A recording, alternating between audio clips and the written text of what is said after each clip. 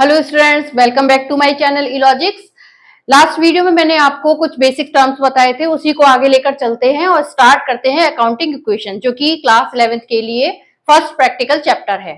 तो देखिए हम कैसे स्टार्ट करेंगे। लास्ट वीडियो में जो मैंने आपको रूल्स बताए थे उसमें कैपिटल क्या होती है, परचेज क्या होती है, सेल्स क्या होती है, इसी तरह से और भी टर्म्स बताए थे, तो वो आपको समझ में आ गए होंगे। तो उसी के बेस पर हम ये अकाउंटिंग इक्वेशन को स्टार्ट करेंगे। लेकिन उससे पहले हमें ये जानना जरूरी है कि जो भी ट्रांजेक्शन्स होते हैं, जो भी ट्रांजेक्शन्स हमें गिवन होते हैं, तो वो हम डायरेक्ट ट्रांजेक्शन के रूप में नहीं लिखते हैं, उनको ट्रांजेक्शन को हम इक्वेशन के रूप में बनाकर उसको लिखते हैं। तो बिजनेस में क्या होता है कि कोई भी जितने भी ट्रांजेक्शन्स होते हैं उसके लिए हम इक्वेशन बनाएंगे। वो किस तरीके से बनाएंगे आज हम इसको समझेंगे। तो देखिए इसके लिए कुछ रूल्स होते हैं। तो पहला रूल है इसमें, एवरी ट्रांजेक्शन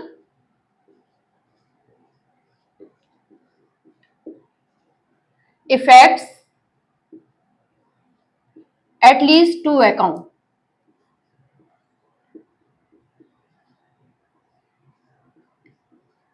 देखिए किस तरीके से हमें कोई भी ट्रांजैक्शन होता है कम से कम दो अकाउंट पर उसका इफेक्ट होता है। किस तरीके से होता है, जैसे मान लिया मैं कोई गुड्स परचेज कर रही हूँ, तो जब मैंने गुड्स परचेज किया तो मेरे पास स्टॉक आया और मैंने क्या दिया, कैश दिया। तो यहाँ पर दो अकाउंट इफेक्ट हुए, कौन सा, परचेज अकाउंट एंड दूसरा कैश अकाउंट। इसी तरह से मैं जब गुड्स सेल कर रही हूँ, सोल्ड आउट कर रही हूँ, तो फिर दो अकाउंट यहाँ पर इफेक्ट करेंगे। एक तो मैंने जो गुड्स सोल्ड किया है तो उसके लिए सेल्स अकाउंट इफेक्ट होगा, और दूसरा मेरे पास कैश आएगा तो यहाँ पर भी कैश अकाउंट इफेक्ट होगा।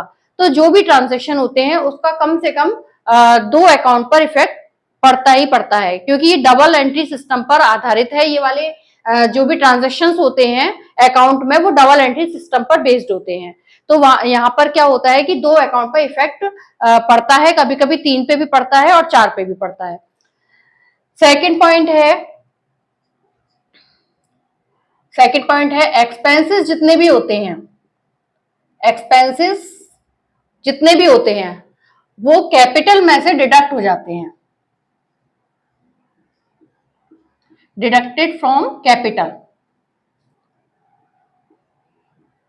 क्योंकि हम कोई भी, जैसे हम ओनर ने कोई कैपिटल लगाई है और कोई खर्चा किया है, मान लिया उसने 1 लाख रुपए कैपिटल लगाया है और उसने 5,000 रुपए उसमें से खर्च कर दिए किसी भी एक्सपेंसेस के लिए, तो उससे कैपिटल कम हो जाएगी। तो कम हो जाएगी तो हम क्या करेंगे, कैपिटल में से उसको डिडक्ट करेंगे। ठीक है। इसी तरह से थर्ड पॉइंट है यहाँ पर कि जो भी इनकम होती है वो क्या होती है, कैपिटल में ऐड हो जाती है, added to capital.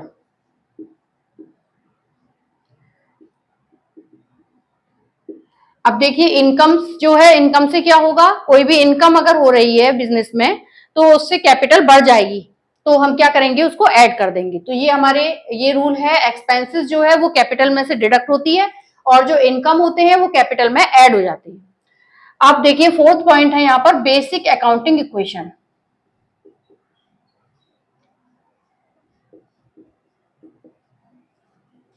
Basic accounting equation,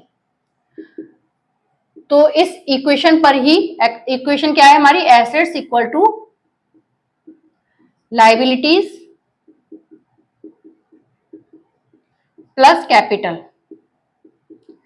तो जो भी हम इक्वेशंस बनाएंगे, यानी कि अकाउंटिंग इक्वेशंस हमको बनानी है, वो इस रूल पर बनानी है। यानी कि जो एसेट्स होती है वो लायबिलिटीज प्लस कैपिटल के इक्वल होती है। अब आप कहेंगे कि एसेट्स लायबिलिटी और कैपिटल के इक्वल कैसे हो सकती है। वो इस तरीके से होती है कि मान लिया मैं ओनर ने लैंड लगाई, लैंड परचेज की है, तो वो या तो अपनी कैपिटल लगाएगा उसके लिए, लैंड परचेज करने के लिए, या फिर वो लोन लेगा। ठीक है। तो मान लिया अगर उसने कैपिटल लगाई है तो एसेट्स में तो लैंड आई हमारे पास, ठीक है, और कैपिटल लगाई, लैंड मान लिया उसने 10 लाख की परचेज की, वो किससे परचेज की है, कैपिटल से। ठीक है। तो ये इस तरीके से हो गया। अब मान लिया उसने कोई मशीनरी परचेज की, मशीनरी परचेज की मान लिया 2 लाख रुपीज की, तो जब वो मशीनरी परचेज करेगा तो या तो अपनी कैपिटल लगाएगा या फिर वो कोई लोन लेकर मशीनरी परचेज करेगा। तो मान लिया उसने लोन लेकर परचेज की 2 लाख रुपीज की, तो देखिए यहां पर भी हमारा 12 लाख हो गया और यहाँ पर भी 12 लाख हो गया। ठीक है।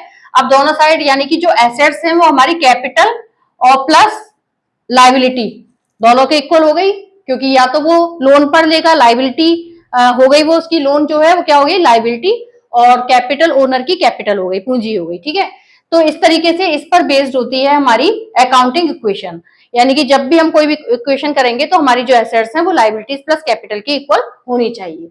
अब देखिए मैं कुछ ट्रांजेक्शन्स लेती हूँ जिसमें कि आपको बिल्कुल क्लियर हो जाएगा कि हम किस तरीके से एसेट्स को लाइबिलिटी प्लस कैपिटल के इक्वल रखते हैं। तो देखिए अकाउंटिंग इक्वेशन के लिए हम फॉर्मेट बनाएंगे सबसे पहले। उसके लिए हम पहले एक इस तरीके से लाइन खींचेंगे और फर्स्ट कॉलम में हम ट्रांजैक्शंस को लिखेंगे। ये हो गया हमारा ट्रांजैक्शंस,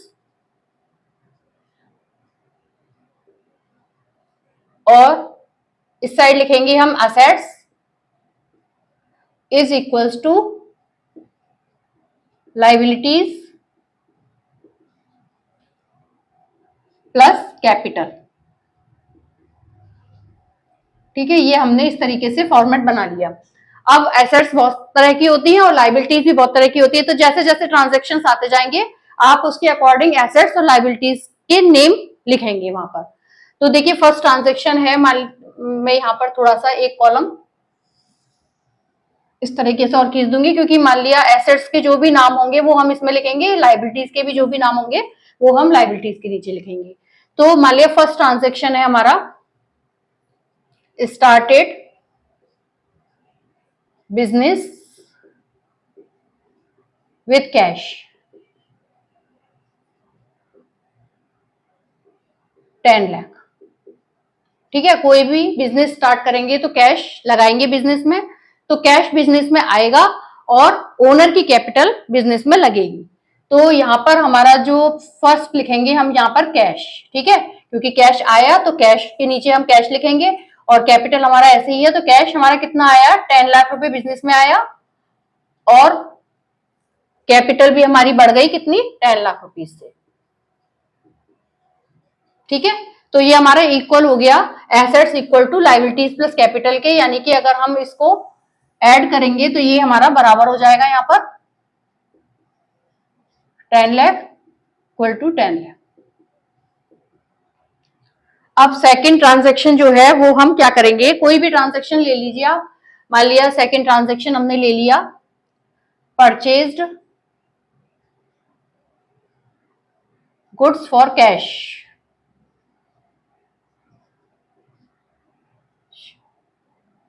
5 लाख। ठीक है, हमने 5 लाख रुपए का गुड्स परचेज किया। तो देखिए यहाँ पर हम थोड़ा सा समझेंगे कि हमने गुड्स परचेज किया तो हमारे पास क्या आया, गुड्स आया। ठीक है, गुड्स आएगा तो स्टॉक बढ़ेगा, स्टॉक बढ़ेगा, और हमने कैश में परचेज किया है, यानी कि हमने उसे तुरंत पैसा दिया उसके लिए, तो कैश क्या हुआ, कम हुआ, कैश गया बिजनेस में से और गुड्स स्टॉक बढ़ा। तो हम क्या करेंगे यहाँ पर एसेट्स में हम क्या करेंगे, स्टॉक लिखेंगे, और कैश में परचेज किया है गुड्स तो माइनस हो जाएगा, कैश जाएगा, क्योंकि हम कोई भी चीज खरीदते हैं तो हमारा कैश जाता है, तो ये माइनस हो जाएगा। स्टॉक इंक्रीज हुआ है तो स्टॉक में हम प्लस कर देंगे 5 लाख रुपीज। ठीक है, लाइबिलिटीज प्लस कैपिटल में कोई भी इफेक्ट नहीं पड़ेगा, तो यहां पर हम इसको क्लोज करेंगे। तो ये हमारा बचा 5 लाख रुपीज, और स्टॉक हो गया हमारा 5 लाख रुपीज का, इक्वल टू ये हमारी अभी कैपिटल एज इट इज है 10 लाख रुपीज। अब हम यहाँ पे देखेंगे हमारा इक्वल है या नहीं, 5 10 लाख रुपीज यहाँ पर हो गया, and 10 lakh equal liabilities plus capital के हो गया। तो हमारी जो भी ट्रांजेक्शन है वो assets equal to liabilities plus capital आ रही है, यानी कि सारे ट्रांजेक्शन हमारे करेक्ट हैं। अब थर्ड पॉइंट देखेंगे हम, sold goods for cash 1 lakh rupees.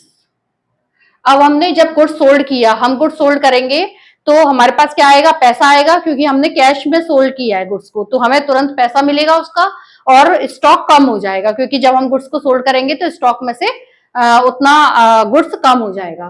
ठीक है, तो हम क्या करेंगे, कैश हमारा इंक्रीज हो गया है 1 लाख रुपए से, तो प्लस कर देंगे इसको, और स्टॉक हमारा कम हुआ 1 लाख रुपए का, इधर माइनस हो जाएगा। तो अब हम देखते हैं अकाउंटिंग इक्वेशन हमारी इक्वल है या नहीं है।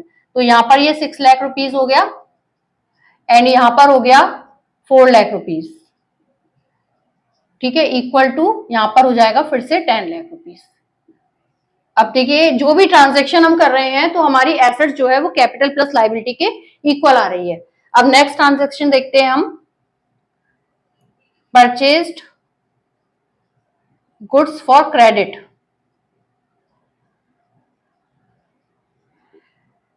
2 लाख रुपीस। ठीक है,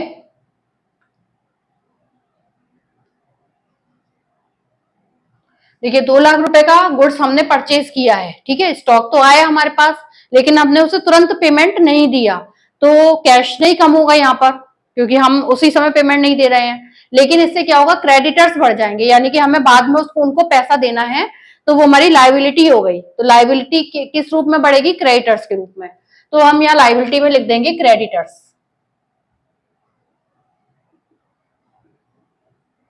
ठीक है, तो आप गुड्स परचेज किया तो स्टॉक बढ़ा हमारा 2 लाख रुपए का, और क्रेडिटर्स भी इंक्रीज हो गए, क्योंकि हमें क्रेडिटर्स हमारे यानी कि बढ़ गए हैं, क्योंकि 2 लाख रुपए हमें उन्हें देना है, तो 2 लाख रुपए हम क्रेडिटर्स में लिखेंगे।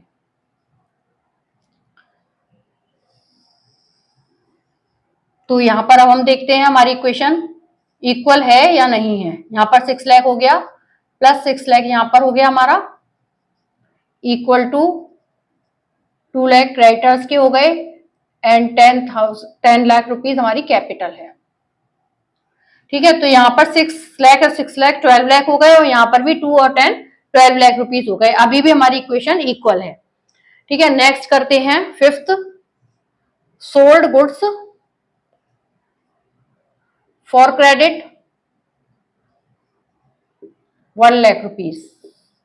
अब हमने गुड्स को सोल्ड किया, और वो भी किस पर, क्रेडिट पर, यानी कि कैश में सोल्ड नहीं किया।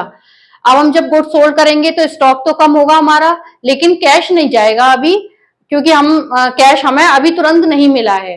तो इससे हमारी एक और एसेट्स इंक्रीज हो जाएगी, डेटर्स, क्योंकि वो हमें मिलेगा आगे, कभी मिलेगा, वो हमारी एसेट्स हैं, तो हम उसको लिखेंगे debtors, cash plus stock plus debtors. तो गुड्स सोल्ड करेंगे तो स्टॉक जाएगा हमारा कितना, 1 लाख रुपीज का, कैश पर कोई इफेक्ट नहीं है, और डेटर्स हमारे बढ़ जाएंगे 1 लाख रुपए के। ठीक है, इस तरीके से हम इसको करेंगे, और इसको हम देखते हैं अब हमारी इक्वेशन क्या बन रही है। 6 लाख रुपीज अभी कैश है, 5 लाख रुपीज का स्टॉक है हमारे पास, और 1 लाख रुपए हमें डेटर से मिलेंगे बाद में, तो ये 1 लाख रुपए के डेटर्स हो गए। क्रेडिटर्स एज इट इज हैं 2 लाख रुपए के, और कैपिटल हमारी 10 लाख रुपीज की एज इट इज। ठीक है, अब हम यहाँ पर ऐड करके अगर देखेंगे तो 6 लाख, 5 लाख और 1 लाख, यहाँ 12 लाख रुपए का टोटल हो गया। इसी तरह से उस साइड भी 12 लाख का टोटल है, तो अभी हमारा इक्वल है। ठीक है, अब हम नेक्स्ट एक और ट्रांजेक्शन ले लेते हैं। यहाँ पर मान लिया एक्सपेंसेस के लिए सैलरी पेड। अब जैसे सैलरी पेड ₹20,000, अब हमने सैलरी पे की है 20,000 की, तो कोई भी हम खर्चा करते हैं तो क्या होता है, कैश जाता है। ठीक है, और कोई भी खर्चा होता है तो रूल के अकॉर्डिंग, रूल में क्या था कि जो भी एक्सपेंसेस होगा वो कैपिटल में से माइनस किया जाएगा, तो एक तो कैश हमारा कम हो जाएगा और कैपिटल भी कम हो जाएगी। तो यहाँ पर हम क्या करेंगे, 20,000 हमने यहाँ पर माइनस कर दिया कैश में से, एंड 20,000 हमने कैपिटल में से भी माइनस कर दिया। तो देखिए ये किस तरीके से हो गई, 5,80,000 तो हमारा कैश हो गया, अब plus 5 lakh rupees stock, plus 1 lakh rupees debtors, and 2 lakh rupees creditors, plus 9,80,000 capital. ठीक है, तो ये हमारा एक्सपेंसेस था जो कि हमने कैपिटल में से भी माइनस किया है और कैश में से भी माइनस किया है। एक और ट्रांजैक्शन देख लेते हैं हम यहाँ पर, जो कि रूल के अकॉर्डिंग, जो रूल लिखवाए थे उसके अकॉर्डिंग आपको क्लियर हो जाएंगे। मान लिया इंटरेस्ट रिसीव्ड,